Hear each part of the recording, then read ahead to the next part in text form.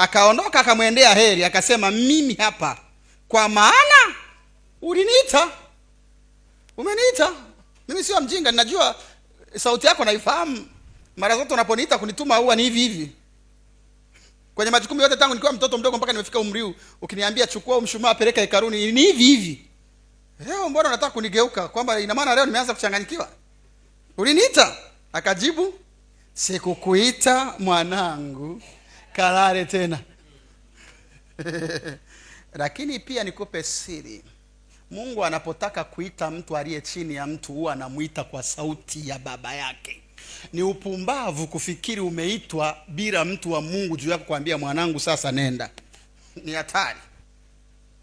Wito wako wowote ulionao ni mtu wa kimataifa. Umeitwa kuanzisha huduma inaitwa End Times Revival International. Ukweli ni kwamba kama ipo hata mtu wa Mungu atagundua huyu jamaa anakaa ABC ataleta matatizo, inabidi aondoke. Ila wewe ukianza kusema baba mimi sielewi na nasikia wito unanizidi, yani mimi sielewi, wewe unajua hamna kitu.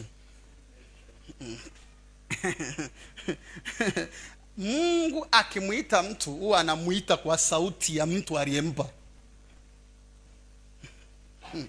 Wito wa Mungu wa mtu chini ya ni wito unaopita kwa aliyemweka juu ya. Ndio maana akasema sikukuita, kalale tena. Watu wengi kuambia kalale tena wanasema anazuia vipawa vyangu, ana wivu, wananizuia, ina maana mimi simsikii Mungu. Haya, nenda brother. Baada ya muda, a few moments later,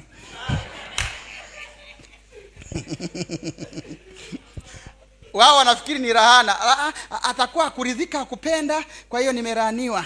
Alinitamkia hakuna mabaya, umevunja protocol mzee. Nikupe siri, baba mwenye nyumba anamjua mtoto aliyekuwa ambaye hatakiwi kuendelea kukaa kwake. Wewe unaelewaje?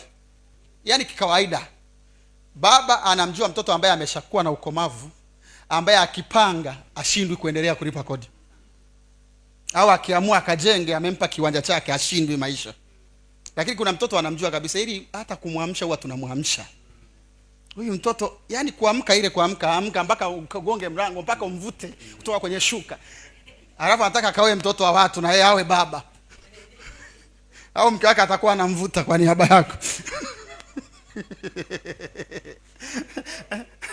Wewe ungekuwa ni wewe ni baba wa familia, utaruhusu mtoto hivyo akaanze maisha? Au ameshakuwa mkubwa lakini mpaka kukojoa inabidi umwamshe. Wahi kabisa, akilala kama saa 4 saa 8 anakuja kuangalia, amko usikojoe. Alafu sasa umwambie nenda kaolewe binti yangu. Mimi nauliza tu yani. Maana yake mzazi anajua mtoto mwenye ufahamu wa kujitegemea na mtoto ambaye bado, au mtoto ambaye inabidi awe karibu. Yaani ni wangu sasa, ndo nilizaa hivi, inabidi nimpe urithi hapa jirani, niwe na kagua. Sasa watoto wengi hawajui kwamba hata rohoni ni hivyo. Wao wanafikiri ukisikia tu unasema naona ndevu zimekuwa nyingi, kila wiki lazima ninyoe, na hisi nimeshakuwa, sauti imeongezeka uzito, sasa hivi naongea bezi.